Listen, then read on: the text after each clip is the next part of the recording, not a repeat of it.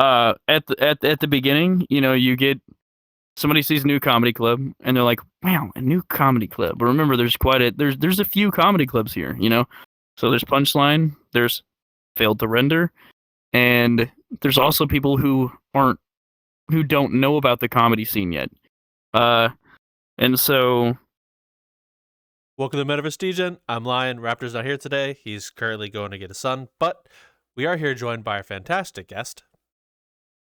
Who are you? Hi, I'm HyenaScreech. Yeah, I'm HyenaScreech. I own Out of Pocket Comedy. Oh, well, thank you for joining joining me, Hyena. It's an absolute pleasure to meet you. I was here a couple weeks ago at one of your shows here, and it was absolutely hilarious. I died laughing the entire time. Oh, so yeah, that's what we do. I hope. Well, so obviously, It's obvious you're most known for comedy, but what got you into VRChat and started with comedy and running Out of Pocket Comedy? Oh shit! What got me into VRChat? I had like this huge gaming group, like that we started like maybe like 15 years ago or something crazy like that. We all got together and just played games constantly, and then one of them became a furry, and then the next one became a furry, and then everybody started becoming a furry, and then we learned about VRChat, which has a huge community like that, and then one went over, didn't come back to console pretty much. And then so we all just kind of like kept going, and then then I was there. I didn't start comedy though for a long time, like maybe 2.5 years ago. Just 2 years ago I popped into Punchline out of nowhere. It was actually at the worst time of my life. Like, my best friend passed away. I done left my entire friend group. Like, I was in a really, really bad spot. I washed up on their doorstep like a dead fucking fish. And like, and they were like, "Oh, let's pick up this little piece of trash." And I was a piece of trash. I sucked at comedy. I was awful. I was hideous. It was really, really bad. But I continued to go to Punchline for an entire year, attempting a new set every single time, week after week after week after week, until I started to get good. Thankfully, I got good eventually. But yeah, I got into comedy because, you get on a stage and somebody with social anxiety like me to begin with, like, you pop up there, make people laugh, and then it fills a part of your soul that, you just, like, it's a real nice spot to fill. And so I got hooked on it. And then after about a year, I was talking with Alaska, and I was like, "Dude, I think I want to open my own," because we only have one real good comedy club right now. I mean, there's a few others that are that are consistent as well, but none that are free speech. There was just one, like Punchline. I'm not bad talking any others. There's plenty of them. You can go to Failed to Render, After Hours, Punchline, of course, and then there's like Laugh VR. Plenty of comedy clubs to go to, but few of them actually hold the actual free speech stance. So I decided to open my own, which back then it was literally just us, Failed to Render, and Punchline. Opened it up. I've been consistent, just keeping at it for the past just about a year. We had an anniversary recently. Oh wow! And we're still going strong. So that's how Out of Pocket Comedy came to be. Holy shit! Well, congratulations, by the way, on making it a year. Thank you. You're welcome. We survived. So I have a few questions based on that story so far. Back in the early days when you entered Punchline, what was your first shows like, and what made you want to continue doing stand-up? My first show ever was a dumb little story that got a couple giggles. It was about a FurCon. You don't want that story, but and it got a couple giggles, and I was like, "Oh, I did great," And then like people there that are like real comedians were like, "You suck." I was like, "All right," and then I kept, coming, and I guess I really started in like shock value, so I was getting laughs, but they weren't always the most comfortable laughs, and I guess I really wanted to prove myself in something, Like I said, at that point, I really had nothing better to do in VRChat, so I really needed to prove something to myself and, even other people at that point, which getting in with Punchline, I just started asking him every single time, how did I do? And over time, it just started to improve. And yeah, I just got hooked on it. Like once you make people laugh, there's just at least in my opinion, there's a part of my soul that really got filled. I really like interacting with people, and it's a healthy way to inflate my ego, I guess. Yeah. Okay. So, what was the first moment you got the whole crowd to laugh that felt good? What was the first time you felt like you were improving? Like, Oh, the first time I felt like I was really improving, I think I'm not gonna say that one. There was a part. No, I'm not gonna say that. I refuse to say the worst thing this channel has ever seen. But there was one joke that does stand out, which was, "Guys, I'm not gay. It's just that sometimes the inside of my ass itches, you know." And then it started to. So I was like, oh, if I play on my weaknesses or the things that people would normally hate or that I can also associate with the crowd, they tend to think that's funny. Not when you randomly scream the N-word. I get it. Like, and that's... So when you get a genuine laugh and the entire crowd's like, and you get a knee slapper and the old guy in the corner nearly dies, it's yeah. Okay. That's kind of where I felt about that. Okay. So how do you write your jokes? We've heard some of the other things people do, like Alaskan's book we've heard about. How do you write and prepare your jokes, may I ask, and how has that changed and improved over time? Damn. Really gotta hit me with one like that. It depends. I've practiced a lot of strategies on writing jokes, and I can use most of them, some much better than others. Typically, I guess the best way is to just sit down with a topic, and I guess I've always been naturally good at pulling stupid things out of my brain. Like, I'm very out of pocket, and so I kind of incorporate that with something. It's really hard to explain without actually doing it. I guess word association is the first thing that I really learned that was really, really important. Okay. Like word association is extremely important. No, I can't think of that one. Something happened earlier today, and I thought it was funny as shit, and now I can't think of it at all. But no, pulling out word association. If you find a thing, and then you're like, okay, I can associate it to this thing that nobody expected you to associate said thing with. There's also trying to make the image in somebody's head as best as you can. Like poor little drumhead. He looks like homeless Jesus, and some of his sets are really chaotic. Like him talking about fucking a Pop-Tart box, which he said he would never say that set again.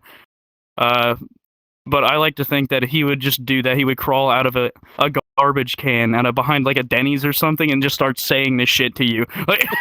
Like you put that image in somebody's head, it's like, oh, that's funny. Okay. So yeah, processing imagery, making a situation ridiculous, word association, and my favorite way, off the cusp, improv. If you've ever really seen my shows, a lot of times I interact with the crowd. There's a lot of ways to practice improv. Just give yourself a scenario and try to just goof it out a little bit, see what happens. Interact with an audience member, and use, like I said before, word associate and stuff. Try to pull something funny out of what they said. And one of the more beneficial tactics is actually taking jokes I've already written, throwing them in a random order, and seeing if I can naturally segue into each one. And that is also a good practice technique that I like to use as well. I also have another technique when it comes to stories. I think that story writing comedy is one of the hardest things you can do in comedy. Somebody like Feeney, though, does it extremely well. They're just naturally good at telling stories. But I like to think of it as, when you have a story, you now have an obese joke. And you have two methods of cutting out the obesity. You can, not fat shaming, by the way, but you can work it out and try to burn the fat, or and take out those empty spaces to kind of cinch it up a bit. You can also try to work it out in a way that you gain muscle, per se, on some of the weaker, like you find a joke there and you're like, okay, how can I strengthen this joke? How can I strengthen this joke, cut out the fat, and ultimately your story, not only, it'll shrink a bit, but it'll also bolster the strength of those, little parts. It's a very broad question because comedy, in my opinion, I've done all kinds of art. I've like I went through like one little art class thing, and I came out being able to draw a little face and stuff, and I was like, oh, that's cute. I could totally do this, but I'm not interested. I've made music before. I enjoy making music. Played plenty of instruments and stuff like that. I've done a lot of art, but by far comedy was the hardest. It had never taken me anything an entire like 6 months to a year per se to get good at, in a way. Like not even amazing, just okay at. And like all of these methods just all go together into that, and it's super broad question, but it's I try to answer that to the best of my ability. You Yeah. answered that very well. Did you always? Yeah. How did you learn all these different techniques and styles of your comedy? Was it something you picked up over time, or learned from the Punchline crew? I think there's 3 big things. One is practicing. Nobody can teach you better than yourself, typically, especially in an art like this. 2 is, yes, like I said before, I was asking Punchline after every single set, what did I do wrong? What can I do better? What's this? Also try to understand that when somebody tells you a bit of information, to either recognize whether it's good for you or not, because sometimes they'll tell you advice and you'll be like, well, that sounds stupid. Like, if it sounds stupid, then don't do it, obviously. But most of the time, somebody's going to give you good advice if they've been doing it for a while. And then third, there are plenty. There's actually not plenty. Sorry, there's a few videos out there, and like Ralphie May has a really, really good one. I forget what it's called, but you can probably find it really easy. He has like a whole I think it's like 2 hours of him sitting down and saying, "Guys, this is the hardest art. You're gonna have to sit down and suck it up because you're gonna suck for a while." And like, it's not even comedy. Ralphie May is one of the funniest people ever, but he wasn't even being funny. He was just straight up like, you suck at this, you're going to suck at this, it's going to suck because even if you're good, you're going to get paid $15 a week. Like, and then he started with that, and then he goes into how can we, do jokes and stuff like that. It's a huge, wonderful guy that actually helped me a lot too. Like, gave me a boost. So definitely 3 things. And then, well, actually the 4th one as well is I like watching comedians, watching other comedians. Like I like Brad Williams. I like I'm messed up. Obviously, I got a bunch of things wrong with me. I'm a furry. So I have plenty to make fun of about myself, and watching somebody like Brad Williams gives you, good experience on that, I guess, per se. Okay. Yeah. So when you're either taking advice or analyzing other comedians, how do you analyze that in order to bolster your own skill in art?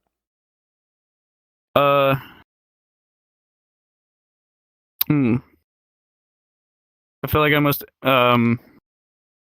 channel my inner Alabama man / Wicked Weedle. That was funny, and then you go, I'm gonna do that too. Like, I guess. Like, that's a pretty good impression. Yeah. Okay. All right. Yeah. So, from in between when you started over at Punchline and the start of Out of Pocket, you said you wanted to create your own free speech stage. What was the instance in which this idea started to generate itself, and was it an easy thing to start your own comedy club? I don't really know. I don't know. I've always been. I've always had like passion to do things, I guess, and to try and pull things together. I tried to stay. I ran groups a lot for a long time, and then eventually I was like, I don't want to do this anymore. And then I kicked my cat across the floor. No, I'm kidding. Don't kick your cat. But I was bothered by running groups. I didn't want to do it anymore. And I was thinking about this, and I was talking to Alaskan and stuff like that, and he was like, "Yeah, I do this myself. I don't have staff. My comedians are my people. The community's the people." And I was like, that sounds like it's awesome. And not to date sweetheart. Sorry, I have a cat. She's gay, but basically, I was like, that actually sounds like something that I could do, and especially because I do want another stage, and I want to provide and stuff like that, and I ultimately wanted to create another stage for people to, I guess, learn on, and stuff like that, and so the whole time it's been just me. I mean, it's been, I'll say it's just been me, is what Calvin would want me to tell you. But Calvin has been there pretty much the entire damn ride. Man should technically be in this interview, but no, he's a busy man. But pretty much it's just been me and Calvin. Calvin offered a helping hand, and I said, okay, and he's just been helping the whole way. I wouldn't say it was easy. Easy for me, probably a pain in the ass for anybody else, because I guess I have the passion to be consistent. That is the most important thing with doing something like this, is being extremely consistent. Like if you go back and look at the history, every single time I put in an announcement, 9:55 EST before the show starts. Hey, door the rope and come on in. At least by 15 hours, after the doors are open and we're going. Even if I am not able to do the show, I will find somebody who can run it, aka Calvin.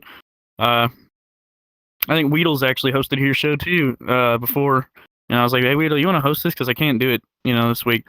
But so far, I've been here every single Friday for the past year, except for like 3 or 4. No. Yeah, and then the others that I didn't host, I just sit in the crowd and, enjoy my own creation, I guess, in a way, until somebody starts screaming the N-word, and then I have to kick them, and that's pretty normal. But I would call it easy enough for me because I had the passion for it, but I'm not about to say anybody can just stand up and do this, because you have to have the skills. Like I'm not even giving myself enough credit. I had to build the skills to be a comedian before I did this. Like that's the really important thing. Like you got to go through that, then you got to go through this. So it was easy for me in the sense I had hosting experience and I already, was into comedy. I'm not gonna say anybody can jump into this boat, because no, no. If you don't have those 2 experiences, it would be nigh impossible. Okay. Well, I guess if you had a lot of money, Joe Rogan. But yeah, So no, Joe Rogan's funny too. Sometimes. I like him. So how was your experience learning comedy, similar or different to learning to run a club, and what was some of the first events like in the beginning of Out of Pocket? I wouldn't call it similar to running a club, because like I said before, running a club requires staff and stuff like that. And running a club, like let's say a dance club, I used to help run one of those. You got to take care of your staff. The audience pretty much comes last, which is really, messed up to think about. But that's how, if you want to run a good one, you got to take care of your staff so that they're happy enough to perform for everybody else. Your staff is who cares about the audience, Like you obviously want an audience, but with an unhappy staff, if you're not putting 100% into them, you don't get a good audience. Here though, it's just, hello audience, it is me today, and if you want to come up and perform, then you're also here today too. Wow, it's a community. It's a very big community here. Everybody gets to participate. That's the difference, I guess. Is one is almost like a freaking job, and this is a community, I guess. It's not a job if you enjoy it, 100%. So that's where I'm at with that. And then what was the second part of that question? What was the starting events of Out of Pocket comedy like in the beginning? Oh, not as bad as I thought they would be. I guess for the first 2 months, we had a really strong inconsistency of maybe we had only comedians, like a straight hell mic, or we had 40 people, at a height, rarely. And then, 6 months down the road, we kept holding like a consistent 20 to 30. And then at some point, I don't know what it was, I just locked in with the idea of professionalism. And ever since then, it's been 50 people shows, 40 at the lowest. And at the beginning, I'd call it rocky a little bit, only because of me. Like I wasn't as professional as I could have been. Like I would be like, let's drink and go on stage. That's a good idea. I don't do that anymore. I don't even drink before a show anymore. But ever since I locked in, it's been pretty consistent, like 50, 60 people per show, and I'm really happy with that. I'm proud of that. So. Oh wow. So yeah.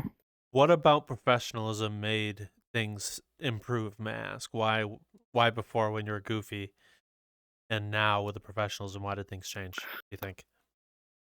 Well, being okay, so especially in a comedy stage, being professional doesn't mean you can't be goofy. Yeah. Doesn't mean you can't be, comedy. Being unprofessional was going on stage drunk, was not handling the audience, like kicking certain annoying people like should have been, not handling certain comedians even if they're regulars. Sometimes people act up. Sometimes comedians, even they're people. They'll do something and you got to say, hey, don't do that, man. Don't do that. I was never doing that. I wasn't controlling them or anything like that. So at some point I just kind of had to step up in that right. I assure you, 100% Goofy is still there. No, I didn't Yeah. mean goofy by as in some sort of you're not funny or goofy at all. I was just kind of using it as a more of a polite way to say unprofessional, I guess is a way to put it. I get it. Yeah. Oh, just unprofessional. Yeah. Yeah. Yeah. There you go. Okay. So Yeah. just before the show, you were mentioning a hidden part of the stage, the game show. How many different types of shows do you offer, and or is it about the same? Okay. So, like I said, I haven't ran that show in a year, but we're about to kick it off again. Because back then we kind of didn't have the audience or the following to run a show like that. But now we do, and we have the regulars to do it as well. So what it is, it's a game show that is called Gag Reflex. Get it? Gag and reflex. You'll be quick. Okay, whatever. I thought it was genius, but That is genius. yeah. But basically, at least one of them is they'll have the little panels up there, and a host just like gives them a word or a statement or something, and then they have to improv on that. One of them is they have to say like one sentence to be funny, which that one's scary and difficult.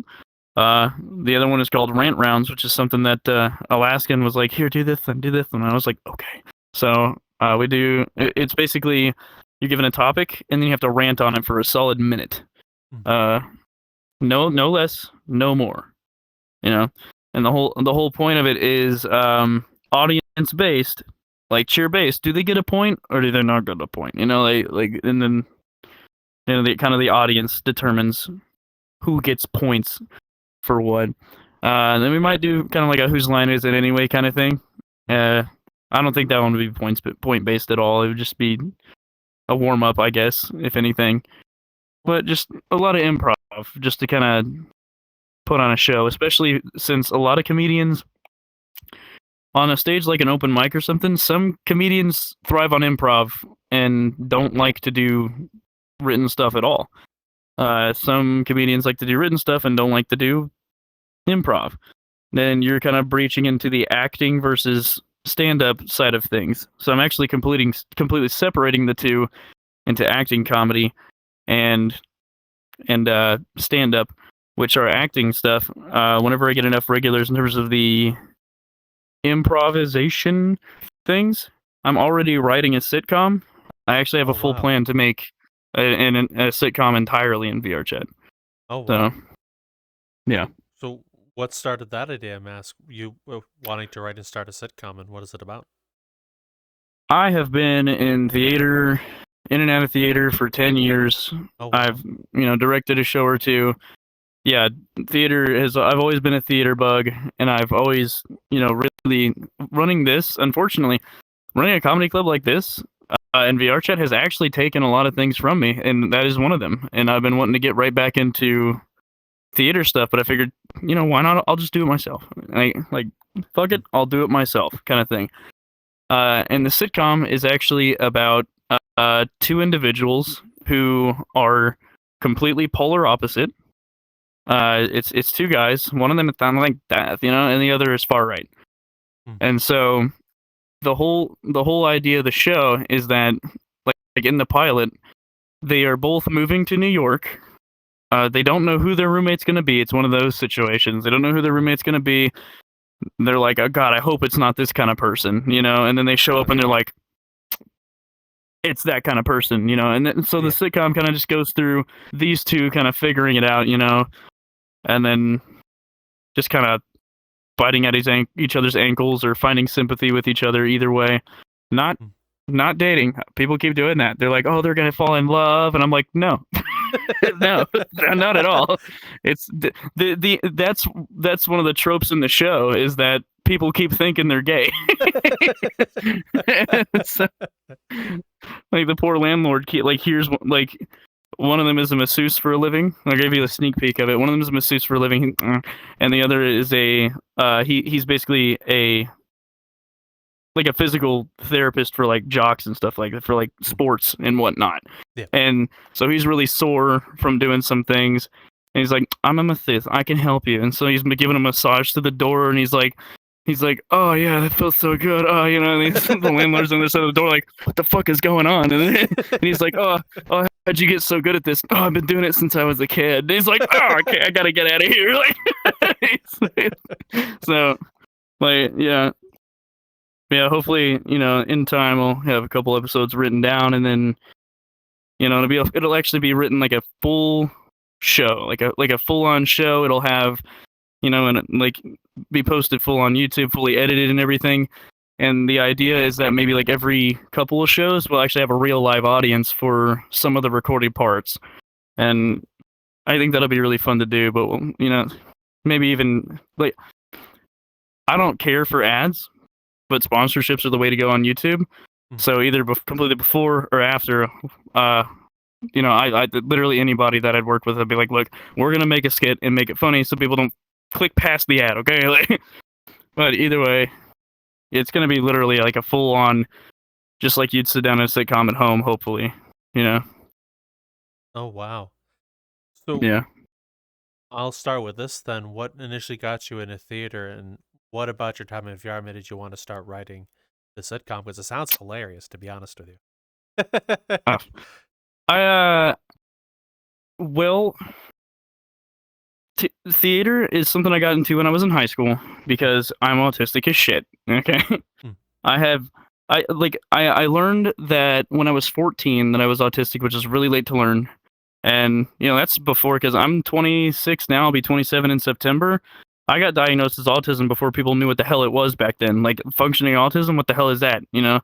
And like you'll never see it in my bio. Like, sorry, people, but I don't care for the whole, you know, sharing mental... You meet me, that's me, okay? You don't need to know about, you know, that part of me. However, that is what got me into it, because I had literally no social skills. And I was like, oh, that's why. So I went and, you know, did theater so that I could at least learn to act normal. And then it turned out I really liked being on a stage. I don't know, I just really loved being on a stage. I've done all kinds of crazy shit on a stage. I've bent the knee back on a stage. I've broken my nose on a stage. I've done all kinds of crazy stuff. Played a black guy twice on stage because apparently I'm ghetto enough. It's like, according to the very old racist white lady directing the show. But yeah, I got into that and absolutely never got out of... like, as soon as I got out of high school, I went to community theater and started doing all kinds of stuff. I did everything from Pride and Prejudice to Anne Frank to Babes in Toyland. Working with little kids is hilarious when the director's 80 years old.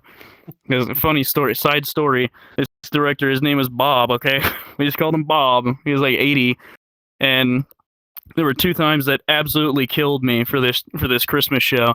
There's this little girl, she was like 6, and she was like, she's like, Bobby, I heard that you're in a lot of pain. Are you doing anything to help that? And he looks down and he goes, you ever heard of all them opioids on the news? She goes, yeah. He goes, I'm on all of them. I was like, dude.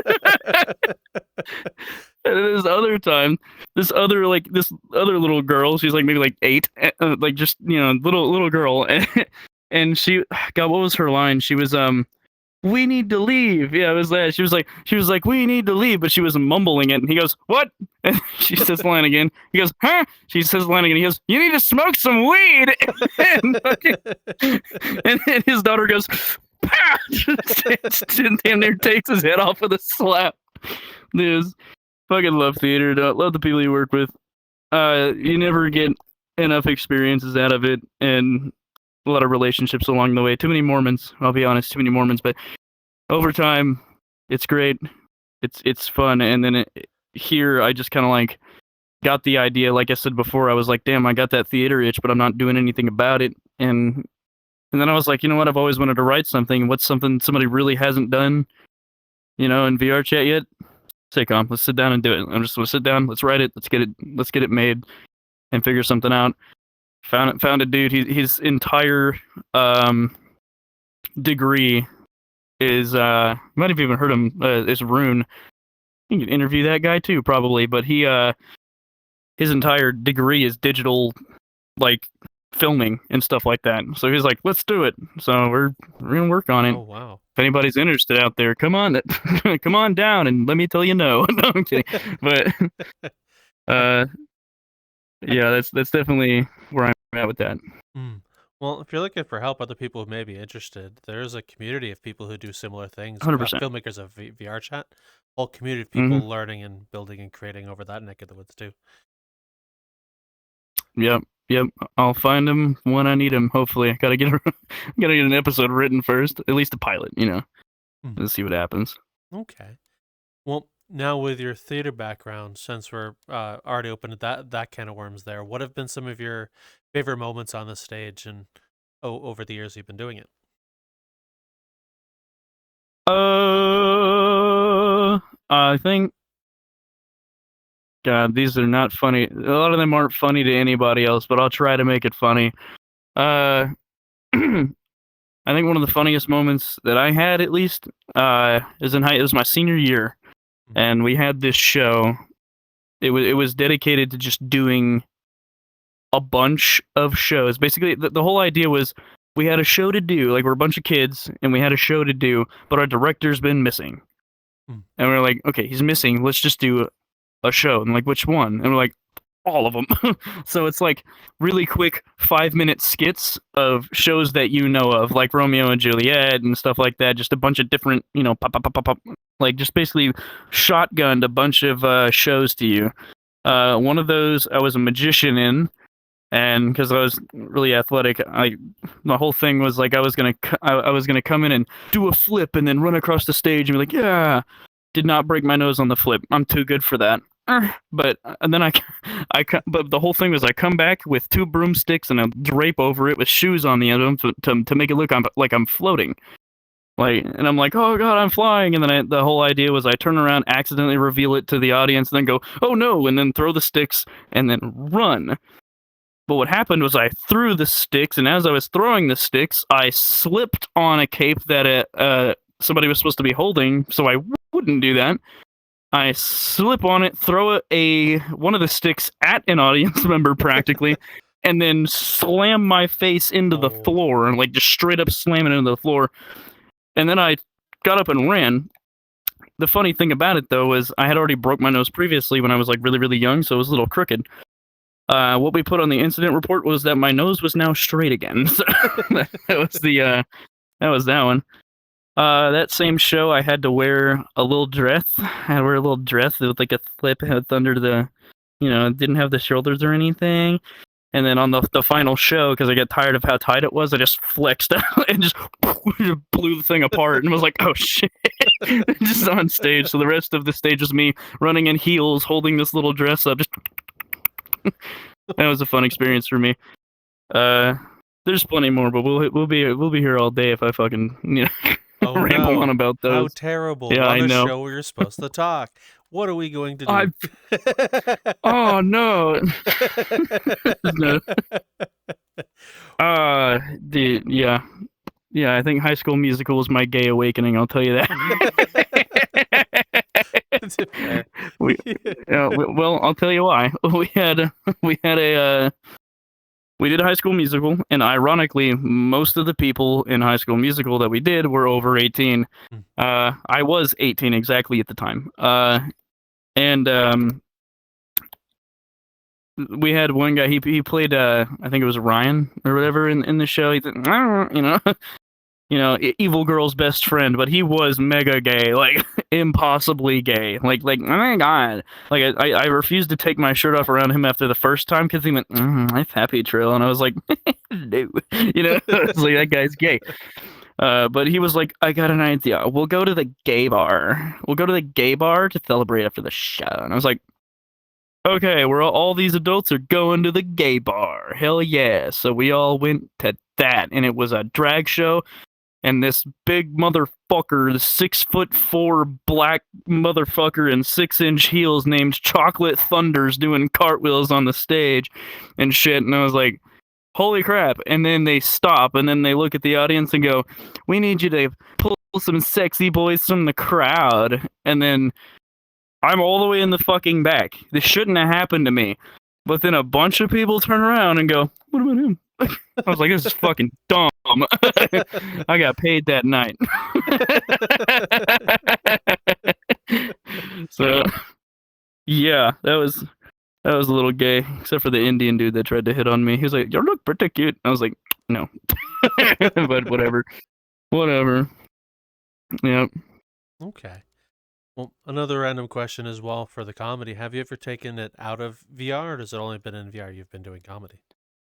Hello, I'm actually here to interrupt the episode you're watching really quick to ask you a favor.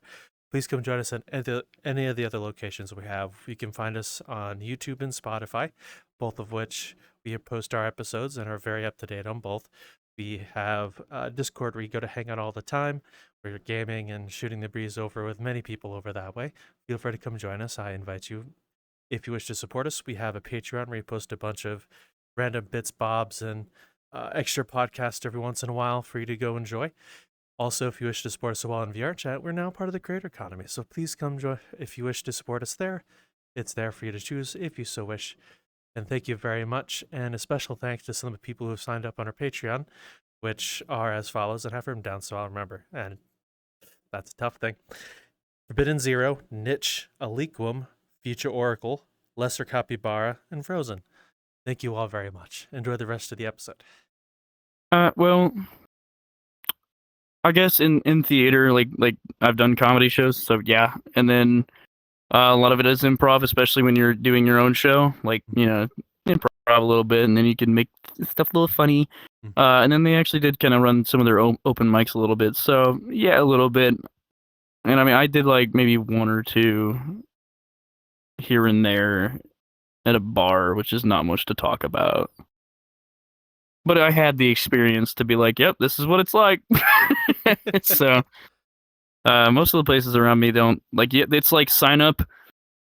It's like on the 15th or something like that. You sign up a month early. That's not an open mic. An open mic is you come in and it's an open mic. Anybody can, you know, at least a bucket pool, you know. That's an open mic. And around here, they're like, you gotta like sign up for it a month in advance. And so I'm just, you know, I'm not really with it. It's places like those also kind of like they pick their favorites and stuff like that. And it's like I said, comedy is a really, really rough scene, and that is probably one of the worst ones to be in. And I just If I go to like Austin or something like that, where they have real open mics, maybe I'll take it further onto a stage. But at the moment, I think I'm pretty happy, you know, here kind of showing people the ropes and whatnot. Okay. So once you've started running out of pocket, especially after this year, do you view your stand-up comedy any differently from being behind the stage versus on the stage and running the show? I mean, no, I mean not really. I mean, like my stand-up itself has roughly stayed the same. Hosting wise though, like I guess I get the longest set of anybody. If you really, really think about it, on an open mic, I get like the longest because I come out every single time after an individual, and then I say maybe a few things or I, you know, make a couple comments. So if it's changed in any way, it's just I'm doing a lot more improv now, and that's, you know, just by the factor of being a host. So comedy's comedy. I guess I'm just kind of the same comedian as before. Okay. So what made you want to choose Out of Pocket to be a free speech stage mask? I don't think comedy should ever be limited. I just don't think it should. Considering the fact that we run mostly open mics, like we have showcases, yes, but we run mostly open mics. And like for instance, if you're gonna go see a show, like if you go see Cat Williams, like you're like if you see like Cat Williams on a panel, you're like, oh, I know what I'm in for. I know what I'm in for. Or if you see somebody, you're like, oh, Shane Gillis. I don't know who Shane Gillis is. I'm gonna look him up. His comedy doesn't seem for me. Then don't go. But these are open mics. You can't do that. You can't look up who's gonna go. You can't really tell. I mean, I'll be there, but I mean, I'm not as grotesque as my comedy used to be, I guess, like back in the day. But my comedy is fairly digestible, I guess. But yeah, no, you get it. Okay. I think I get it. Don't worry about it. Thank you for answering. Okay. I know that's a really hefty question, so I'm sorry for that. Yeah, there is. I had more, and then it started to slip away, and I was like, "Where's my brain started to go another direction." I was like, "What are we talking about?" It's all right, man. So I remember earlier in the conversation you were saying that you generally like working with the audience and speaking with them. How would you normally handle hecklers? May I ask? Shut the fuck up. Yeah, literally like that. Normally, because you get the warning first from the thing. Somebody in the audience usually will run around like me or Calvin and be like, "Hey, stop talking. You should stop that because I can still fucking hear you whisper." Like shit like that. And eventually we might call them out. If they're obnoxious enough, we'll definitely call them out. If they're really annoying and Drumhead's on the list, we'll throw Drumhead on because he'll definitely fuck with them. There's multiple ways to handle a heckler, but when I personally handle them, usually the first one is shut the fuck up. The second is I start roasting them. Like I will start roasting you. Like do not talk on my stage enough to where I start roasting you. I will. And you'll either shut up or get kicked, one or the other. Either way, the audience laughed because instead of making it's best to, whenever somebody's heckling really bad, to make that a better experience, because it's an awful experience for the audience when somebody heckles. It's annoying, it's rough, it's annoying for the comedians. So the best thing to do is try to get a laugh out of it so that at least it wasn't, worth nothing, I guess. At least something came out of it. So... yes, I will roast you. I think the last time I dealt with a heckler was the last show, and this girl wouldn't shut up. And she was in this, like, really, avatar, like, very explicitly open. And I was like, I wish that I was like, somehow you're the only person that looks like that, and your mouth is more open than your legs right now. Like, it was just, roast them. Just get rid of, just heckler kill him, man. That's literally the admin title in my server is just heckler killer. But yeah, just roast him. It's a step-by-step process. It's like if you get to the point of getting roasted, you're about to get kicked, 100%. Okay. That's just how it is. Alrighty. Now, over the life of Out of Pocket, what have been some favorite moments or events here at Out of Pocket?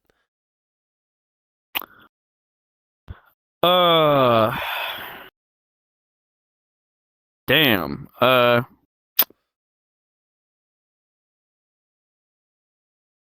Damn. That's a rough one. I don't know, because I enjoy every show. Like, literally every show has something I love about it. There isn't really one ginormous moment that absolutely sticks out.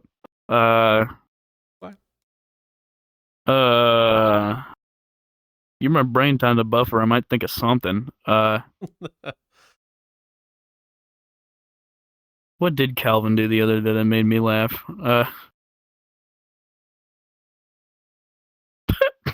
Yeah, it was really messed up. I was in my little hyena avatar on all fours, and he called me Puppy Boy. I was like, "Why would you call me that?" So I went on stage and I said, "He called me Puppy Boy," because he was hosting the show that night. I was like, I don't know. I liked that time. I didn't, but it was funny, so I guess I like it. So I was like, why do you do that? So it sounds like you're very community oriented then. Yeah, how was the community? 100%. How has the community changed over the life of Out of Pocket? Did it have a certain type in the beginning, then changed once you? Yeah.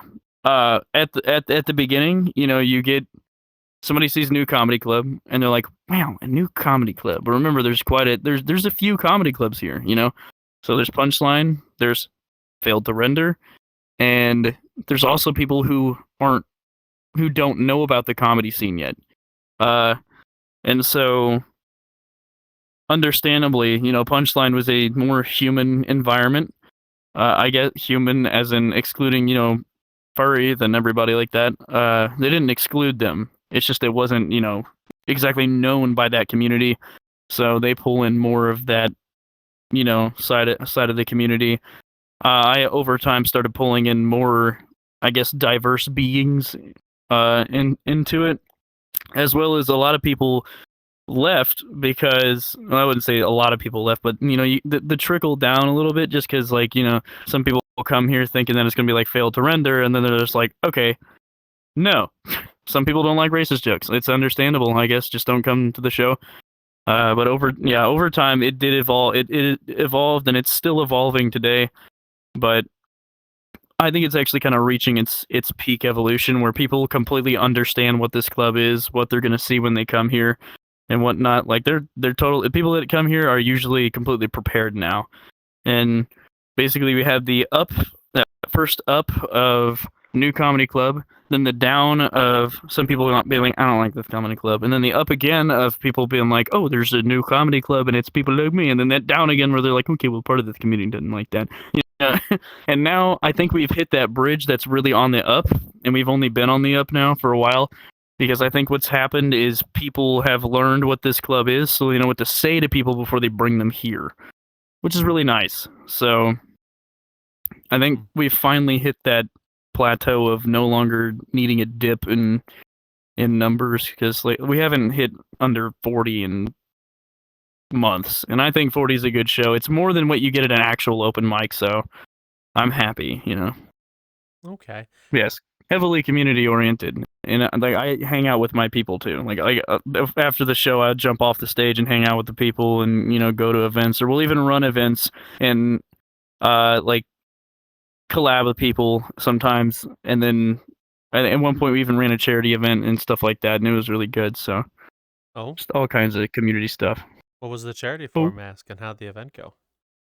It was St. Jude's. I think we could have raised more money, but I can't remember how much it was, but we raised quite a bit. It was just a little comedy show, and then we were like, we partnered with this large community thing, and then they were like, yeah, we'll do, yeah, and then more people, and then several events ran. It was a comedy show, then it was a couple of performers, and I think it ended up with DJs or something like that. And basically, it was a smart way of doing it, I guess. It's like every dollar, I think, amount that you donated was considered a ticket to a little giveaway. So, yeah. So yeah, that was it went all right, and I think the numbers could have done better. It wasn't phenomenal, but it was the first time ever running something like that, so it also didn't have much advertisement. But in the future, I'm planning on doing more, and I'm planning on having much bigger numbers for those. Definitely pre-advertisement, like 2 months in advance, but St. Jude's, everybody, or something. I don't know. Or if you hate kids, donate to the other one. I don't know. Whatever. I'll give you multiple types. So how does one advertise for a group like Out of Pocket or anything like that, or get people ready and prepared here in the VR scene for something like this?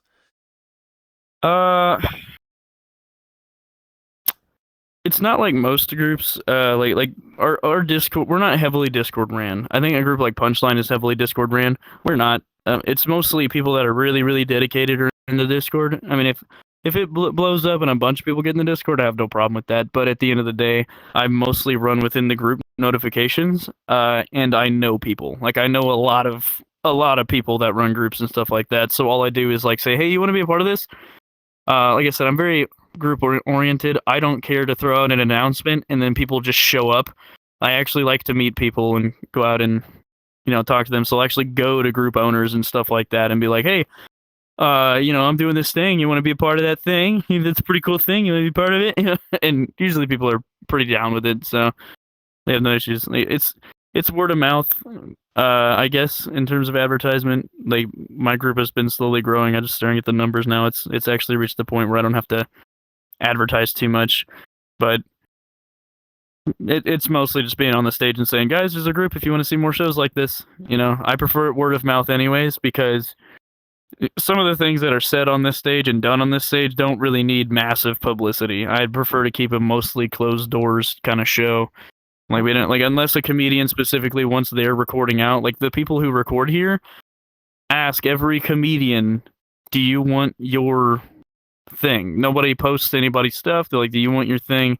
I'll give it to you privately. Otherwise it's all advertisements, all word of mouth, or you came here and you saw it. That's pretty much where we're at. Okay. So doing it word of mouth, how long did it take before things started taking grip, I guess is the way to put it, being able to take off?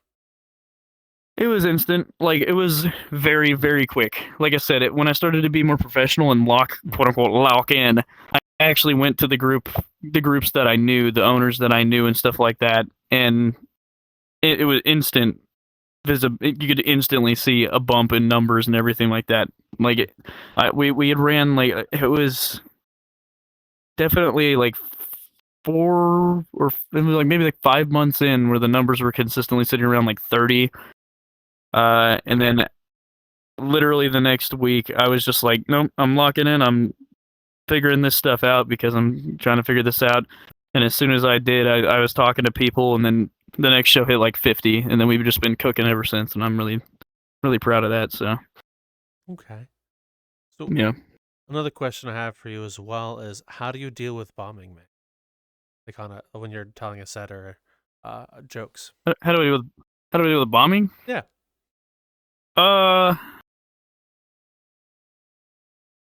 Damn, I think somebody needs to humble me because I haven't really bombed in a while.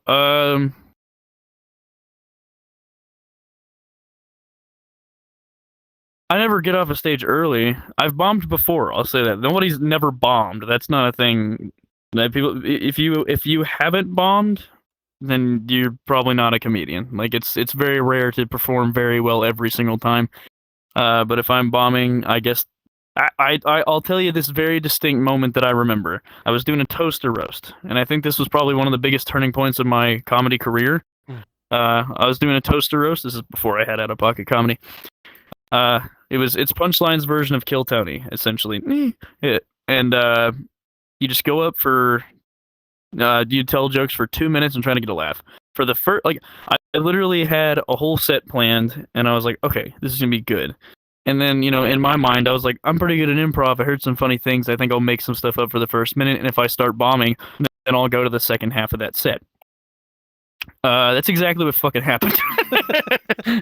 Like, I started bombing horrifically, and I was like, this ain't working. We're gonna do real comedy. And then I started doing that, and then it started fucking killing out of nowhere. And then Stickles was hosting that show at the time. Stick's a pretty good guy. But he might still host for them a lot, I guess, in the thing. But either way, he was like, how did that happen? he goes, dude, I was gonna say you suck, but you just blew me away. I don't think everybody's ever come back like that. So I guess how I recover from bombing is just changing the entire subject. Like, it's kind of like walking through a door. Like, you ever walk through a door and you immediately forget what you're doing?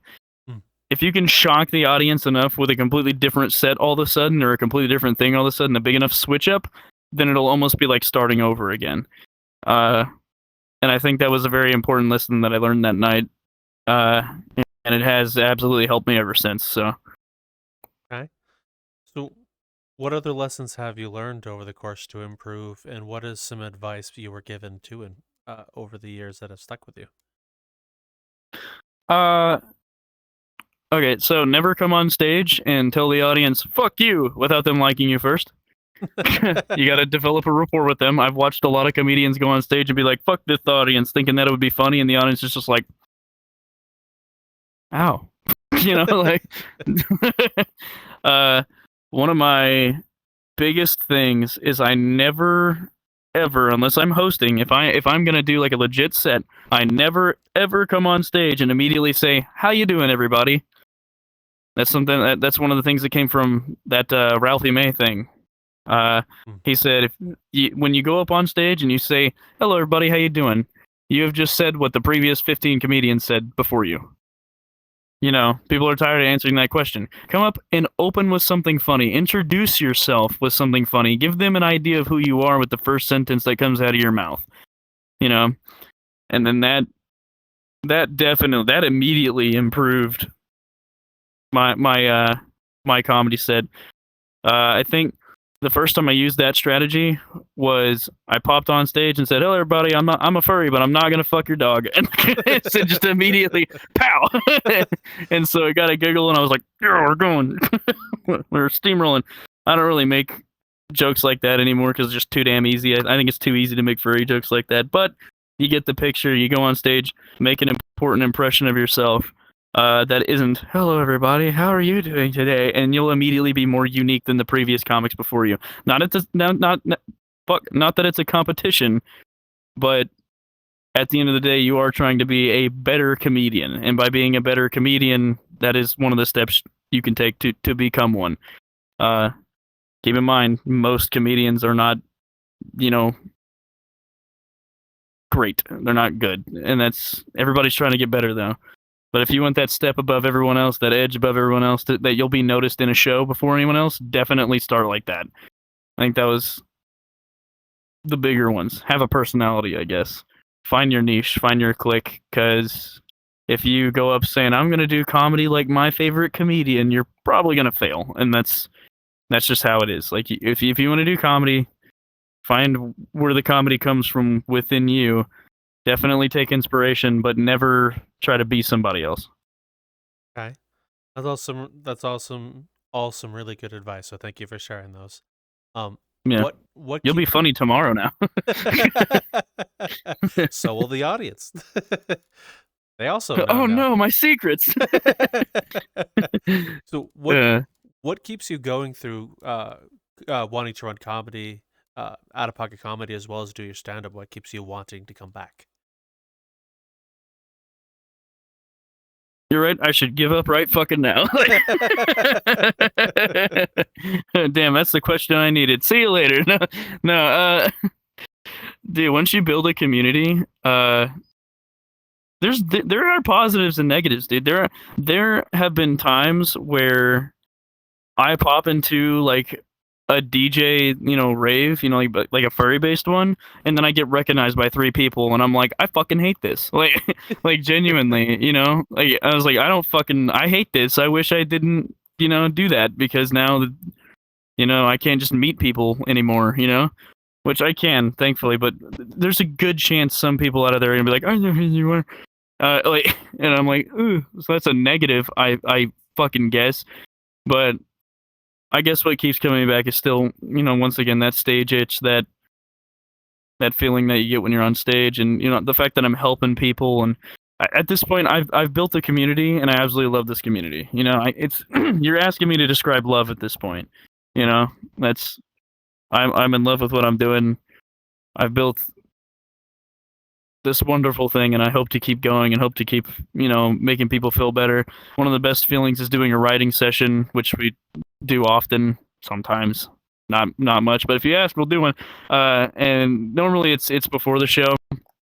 We'll sit down, write a little, and you'll see them go on stage, with the help that you gave them, tell that joke, watch them do really good, see how happy they get, and then immediately, I'm like, okay, I'm like an auntie who watched her daughter get born, or watched her her sister's daughter get born. Oh my god, look at the baby! I did a thing. I'm proud of your thing. Yeah. You just it's nice. There's so much to love about it. Way more than my ego taking a punch whenever I join somewhere and they're like, "I hate you. You're racist." I'm like, I'm not racist. I love black people. That's why I make fun of them. No. Yeah. How's it feel going from like in the beginning where you'd receive the help and you got enough to get better to being the one giving it out on the opposite side of that coin at this point? Okay. I'm not gonna say that I ever stopped getting better. You know, I'll still definitely take advice from people, and I'm still learning every single day. Mm. But definitely going from that switch where I'm actually able to give advice to people when it works and it's not shitty advice, and I also know when to not tell something. I also know when to stop some people too, because sometimes you'll hear a comedian say anything, and you're like, no, hold on, like, don't do that. I feel like you're old as shit, so you know what it's like to be like an uncle or something, you know? Yeah, like, I do.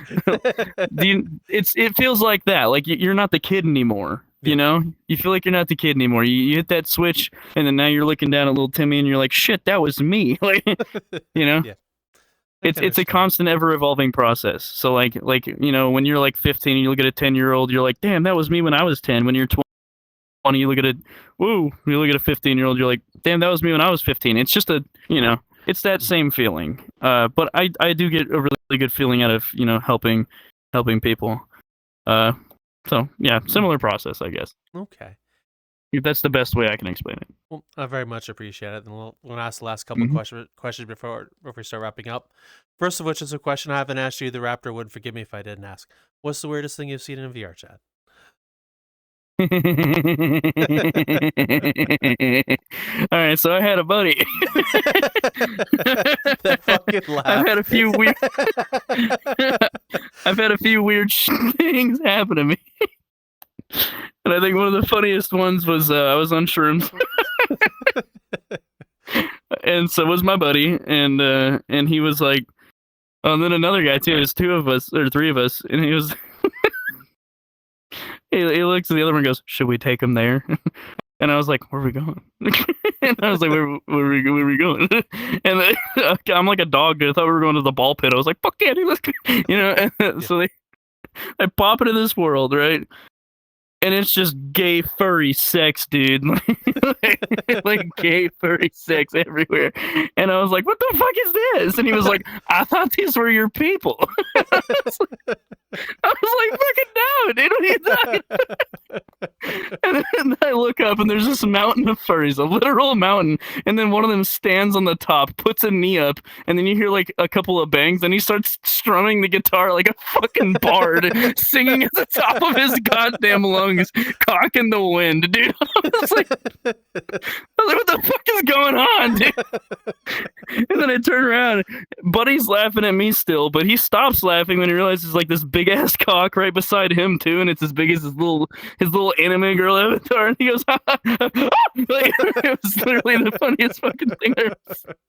That was really dumb. That's one of the stupid things that happened to me, dude. Like, I was not ready for that. That's one of them. Yeah. That's pretty weird. Oh yeah. You want to go? No, I'm kidding. I've seen my fair share of furry sex stuff. I remember a long time ago, a friend of mine pulled me into a rave, and at first I thought it was a regular event, music, DJ's up on the stage doing his thing, and then the music turns off and everyone starts gathering in a circle, becoming a pulsating amorphous blob of moaning and buzzing, and I didn't know what the fuck I was. First time I ever said anything like that ever. I had no fucking idea where I was pulled into. Yeah.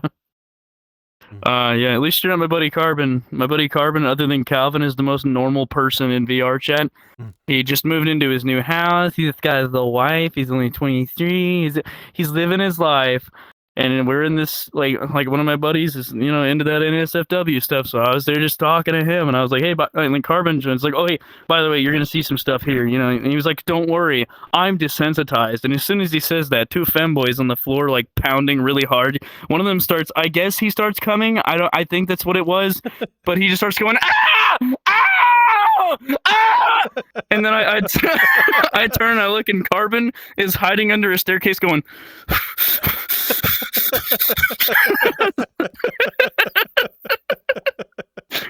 was like, "You okay, buddy?" He goes, "I thought I was okay." He goes, "What the fuck is that?" And I was like, "I don't want to be here either, dude." Poor guy. He's alrighty. And The name you use in VRChat, where did you get it? Why do you still use it? The what? The name you use in VRChat, your username. Where did it come from and why do you use it? Oh, HyenaScreech? Oh, way before VRChat. When I was a gay young boy, we were playing Minecraft. Yeah, dude, we were playing Minecraft. Forget the days, dude. I was like fucking 15, 16. And me and the homies are playing Minecraft, and my buddy made me giggle, and it just sounded like a hyena, and he kept calling me one. And then eventually, as we started getting to the furry shit, and they're like, well, we know what the fuck you are. And I was like, wow. So, like, I guess the yin life chose me, Not my fault. But then, like, I was talking to my best friend at the time, and I was like, what would the name be? What would the name? I need to change my name because my name is cringe. My dad made it when I was 10. And I was like, and then at the exact same time, I said HyenaScreech. He said screeching hyena, and we were like, and then they're like, no, HyenaScreech is better, and that's kind of where that came from. So literally everything ever since I was young has just been HyenaScreech.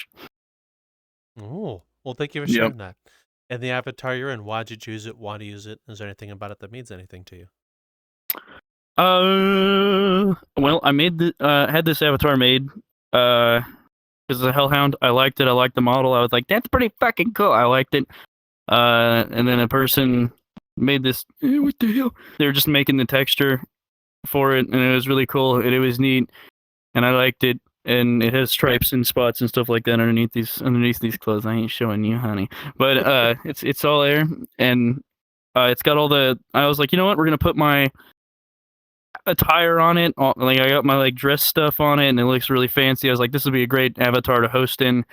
And if you need to know the Sona's name, we asked AI what you would name a gay, pink, well-dressed hellhound, and it said Pinkerton Dapperwit, and we stuck with it. So,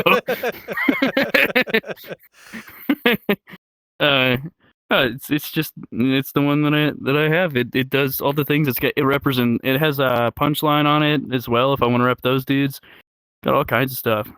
Oh wow. Well, thank you very much, Hyena, for joining us. It's been an absolute pleasure hearing all about you and Out of Pocket. So thank you very much. You are welcome, my friend. Cool. And thanks for the interview, dude. No problem. It's the pleasure is all mine. I get to learn more about this wonderful place we call VRChat. Oh, thanks. Yeah. So where can the audience find you if they wish to find you? You can find us. You can find the group on VRChat. You can look up the group. Just if you even type in comedy, you'll see Out of Pocket somewhere on there. Just type in Out of Pocket comedy, you'll find it. And then the Discord is linked in there if you want to find that too. You can also favorite the world, and I guess you'll see the world and it's just open. I think that's how VRChat works. I don't fucking. But join the group. It's Fridays, 10 p.m. EST. We run events every Friday, 10 p.m. EST. Regardless, rain, snow, sleet, or Calvin having a freak out and strangling a femboy to death. It doesn't matter what it is. The show's gonna run. So come out. Come try comedy. Come try comedy. Hop on the stage. Every third Friday is a showcase. Come see the best of the best. And, we even have a black guy. Yeah. We bought him. Like, he comes. It's fine. Yeah, come check us out. Thank you very much. And all of those links for you to find will be in the description. If you're on YouTube, if you scroll down a bit, it'd be description, show more. We have a section called guest links. Everything will be one place for you to find. If you're on Spotify, same place, but an episode description. So you can easily find it whenever you're reach this part if you even watched this far. But this will ask you the audience member question as well. What were you fascinated with when you were younger? We've heard what hyenas was, and that was the stage. I would like to, Raptor and I both would love to read yours in the comment section. And this is also the point where we switch it to Raptor, but he's not here, so I want to try and channel my inner Raptor a little bit and give you some advice. Whatever you're trying to get better at, and as Hyena mentioned earlier, the more you do it, the better you get. You're going to suck in the beginning. That's just kind of the nature of these. Whatever you're going to do, you're going to sound like a dying cat if you try singing. You just got to keep at it. You'll get better. So with that said, see you later, folks. See you in the Metaverse.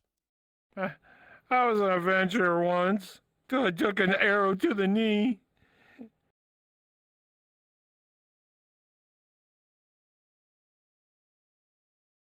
Owie.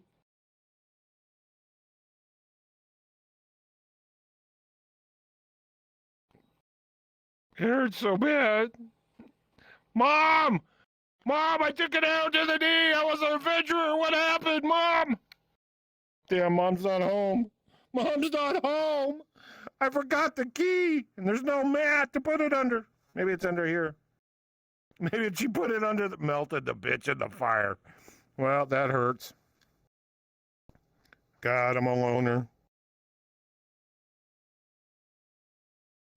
Venturer is my situation when you take an arrow to the knee.